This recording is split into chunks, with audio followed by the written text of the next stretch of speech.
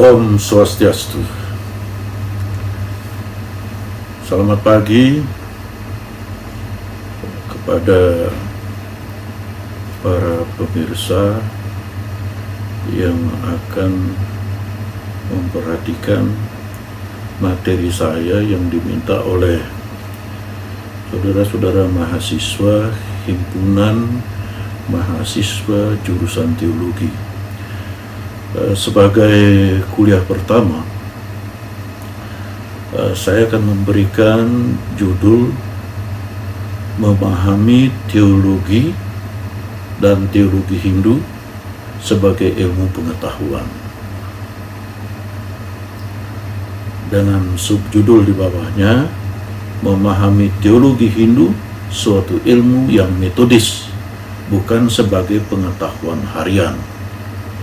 Ini penting saya sampaikan di penyampaian paling awal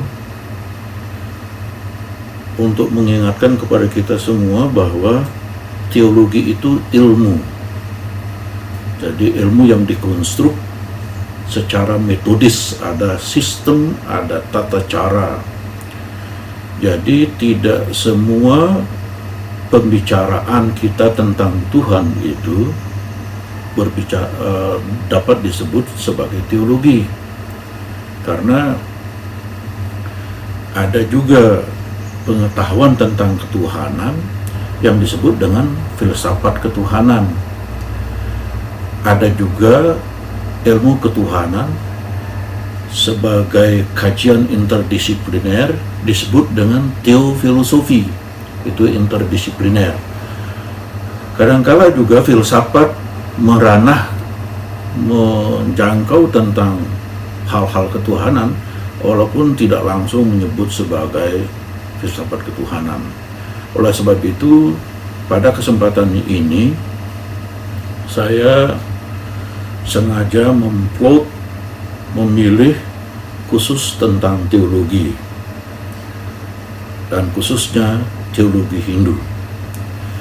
Jadi ilmu teologi adalah ilmu yang membahas, yang mempelajari, yang mendiskusikan tentang Tuhan berdasarkan teks pustaka suci.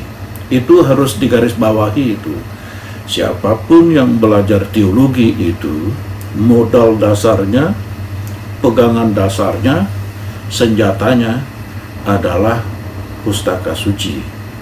Oleh sebab itu, ada 5 hal pokok yang mesti diingat ketika seseorang melakukan kajian teologi, baik dia nyusun skripsi, tesis, atau disertasi.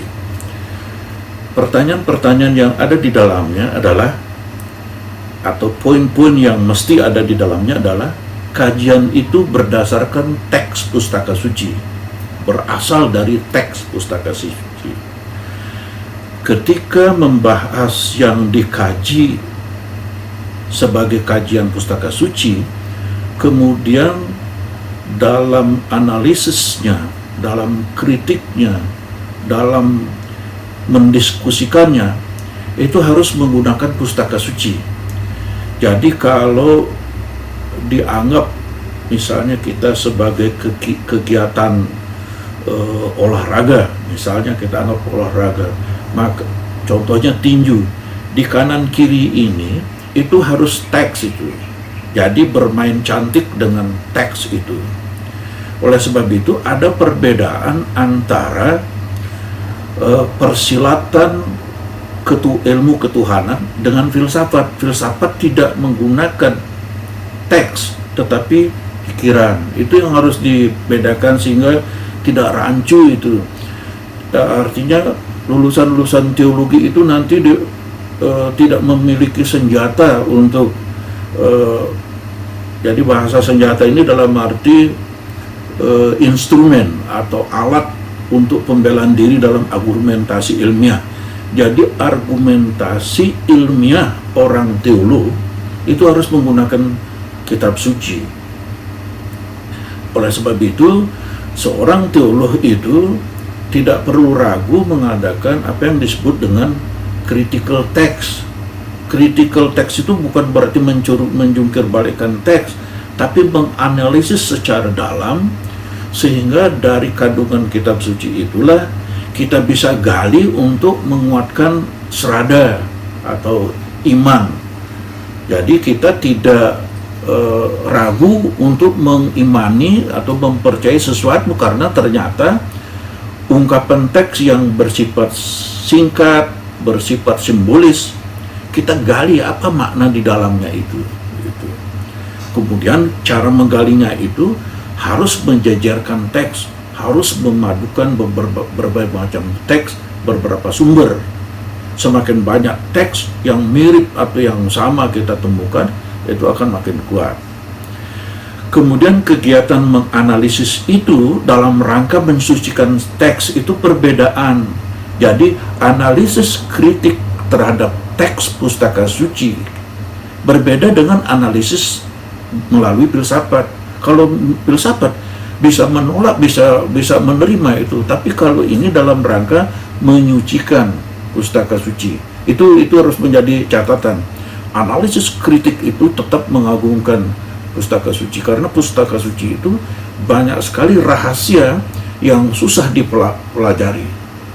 Karena apalagi pustaka suci Hindu yang disebut Weda itu adalah wahyu yang diterima dalam rangka riset, inner riset dan outlook riset. Jadi riset terhadap fenomena alam semesta dan pada diri sendiri. Ketika sama frekuensi antara makrokosmos dan mikrokosmos, bahwa wahyu itu turun. Karena wahyu itu menggunakan jembatan vibrasi gelombang. Jadi ketika gelombang itu sama antara mikrokosmos, dunia kecil atau diri kita, diri manusia, dengan vibrasi alam semesta, baru wahyu itu bisa didengar. Jadi kembali lagi bahwa analisis terhadap pustaka suci dalam rangka untuk menyucikan teks. Nah kemudian setelah itu akan muncul sebuah serada, sebuah keyakinan yang sifatnya mengkristal mendalam. Itulah baiknya orang belajar teologi.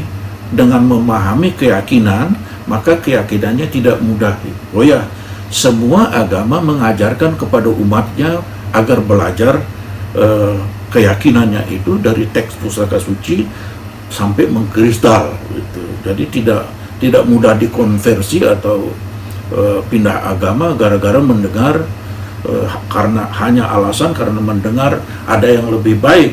Jadi orang-orang konversi itu sebenarnya adalah orang yang tidak mendalam keyakinannya, tidak memahami pustaka sucinya secara baik. Kemudian yang kelima itu sebagai penutup dari kajian teologi itu sebenarnya adalah teologi itu sebenarnya adalah tanggung jawab para intelektual. Jadi kalau kita belajar teologi Hindu, para intelektual itu termasuk mahasiswa, kemudian sarjana S1, S2, S3.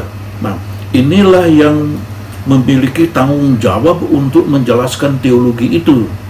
Nah, disitulah kajian secara singkat itu hakikat apa itu teologi, termasuk teologi Hindu. Nah kemudian kita sebenarnya ada ndak di dalam pustaka suci kita itu yang menjelaskan bahwa pustaka suci itu harus menjadi landasan.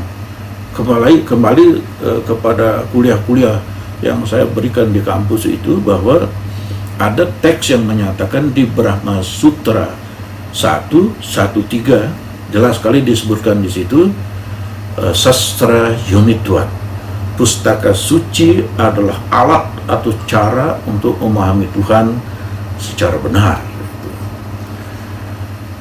Kira-kira itu yang saya dapat sampaikan karena waktunya hanya beberapa menit. Jika nanti ada waktu selain kesempatan ini, saya akan tambahkan sampai tata kerja, bagaimana cara kerja keilmuan teologi itu. Saya akhiri dengan Om Santi Santi Santi Om.